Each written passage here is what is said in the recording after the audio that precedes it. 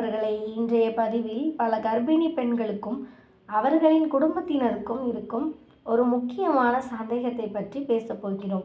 சுகப்பிரசவமா நல்லது, சிசேரியனா நல்லது, எது பாதுகாப்பானது?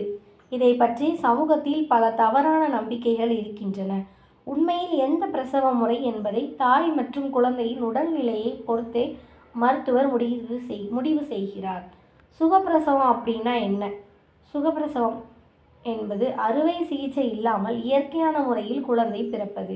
பிரசவ வலி தொடங்கி கருப்பை வாயில் முழுமையாக திறந்த பிறகு குழந்தை இயற்கையாகவே வெளியே வருகிறது. அப்போ சிசேரியன்னா என்ன அப்படின்னு பார்த்தீங்கன்னா, சிசேரியன் என்பது வயிறு மற்றும் கருப்பையில் சிறிய அறுவை சிகிச்சை செய்து குழந்தையை வெளியே எடுக்கும் முறை.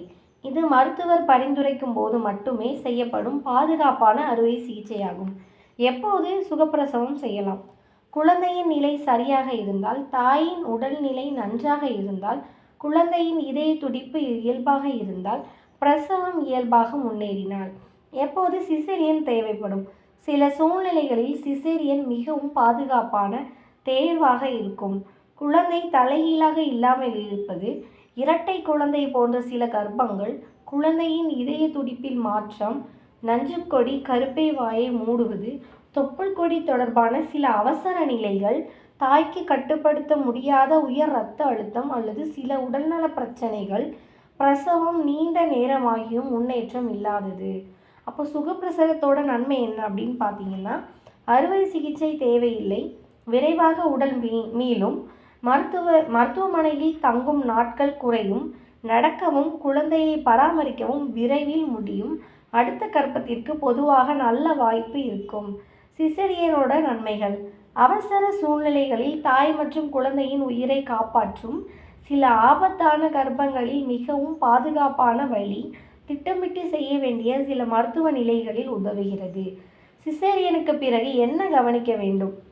மருத்துவர் கூறியபடி ஓய்வு எடுக்க வேண்டும், காயத்தை சுத்தமாக வைத்திருக்க வேண்டும், கனமான பொருட்களை தூக்கவே கூடாது, சத்தான உணவு சாப்பிட வேண்டும், தையல் பகுதியில் சிவத்தல், சீல், காய்ச்சல் இருந்தால் உடனே மருத்துவரை அணுக வேண்டும். சுகப்பிரசவத்திற்கு பிறகு என்ன செய்ய வேண்டும்? போதுமான ஓய்வு, தாய்ப்பால் உடனே கொடுக்க முயற்சி செய்யுங்கள், சத்தான உணவு, மருத்துவர் கூறிய பரிசோதனைகளை தவறாமல் செய்யுங்கள். பொதுவான தவறான நம்பிக்கைகள் என்ன அப்படின்னா, சிசேரியன் செய்தால் அடுத்த குழந்தை பிறக்காது. இது தவறானது. பல பெண்களுக்கு அடுத்த கர்ப்பமும் ஆரோக்கியமாக அமைகிறது. எப்படி பிரசவம் செய்வது என்பதை மருத்துவர் உடல்நிலையை பார்த்து முடிவு செய்வார். சுகப்பிரசவம் மட்டும்தான் நல்லது. இதுவும் தவறு. சில நேரங்களில் சிசேரியன் தான் தாய் மற்றும் குழந்தைக்கு பாதுகாப்பானதாக வழி. சிசேரியன் என்றால் எப்போதும் ஆபத்து. அப்படி இல்லை. இன்றைய மருத்துவத்தில் சிசேரியன் பாதுகாப்பாக செய்யப்படும் பொதுவான அறுவை சிகிச்சைகளில் ஒன்றாகும். சுகப்பிரசவத்தில் உடலை எப்படி தயார்படுத்தலாம்? மருத்துவர் அனுமதித்தால் தினமும் நடைபயிற்சி, சத்தான உணவு, போதுமான தண்ணீர், கர்ப்ப பரிசோதனைகளை தவறாமல் செய்யுங்கள், மன அழுத்தத்தை குறையுங்கள், மருத்துவர் பரிந்துரைக்கும் உடற்பயிற்சிகளை மட்டும் செய்யுங்கள். குடும்பத்தினர் கவனிக்க வேண்டியது: கர்ப்பிணியை பயமுறுத்த வேண்டாம், சுகப்பிரசவம்தான் செய்ய வேண்டும் என்று தேவையற்ற அழுத்தம் கொடுக்க வேண்டாம், மருத்துவரின் முடிவை மதிக்க வேண்டும், தாய்க்கு மனதளவில் ஆதரவு அளிக்க வேண்டும். சித்த மருத்துவத்தின் பார்வை: சித்த மருத்துவத்தில் கர்ப்பகால உணவு, வாழ்க்கை முறை மற்றும் உடல் பராமரிப்புக்கு முக்கியத்துவம் அளிக்கப்படுகிறது. ஆனால் பிரசவ முறை என்பது தாய் மற்றும் குழந்தையின் பாதுகாப்பை கருத்தில் கொண்டு மகப்பேறு மருத்துவரை முடிவு செய்ய வேண்டும். அன்பான அம்மாக்களை, சுகப்பிரசவம் மற்றும் சிசேரியன் இரண்டுமே மருத்துவத்தில் அங்கீகரிக்கப்பட்ட பாதுகாப்பான பிரசவ முறைகள்.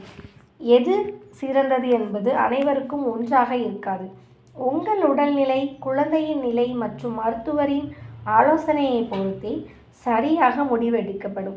முக்கியமானது சுகப்பிரசவமா சிசேரியனா என்பது அல்ல, தாயும் குழந்தையும் ஆரோக்கியமாக இருப்பதுதான். ஆரோக்கியமான தாய், ஆரோக்கியமான குழந்தை, மகிழ்ச்சியான குடும்பம். மேலும் ஆரோக்கிய தகவல்களுக்கு சுகம் சித்த மருத்துவ மையம், பாவூர் சத்திரம். நன்றி.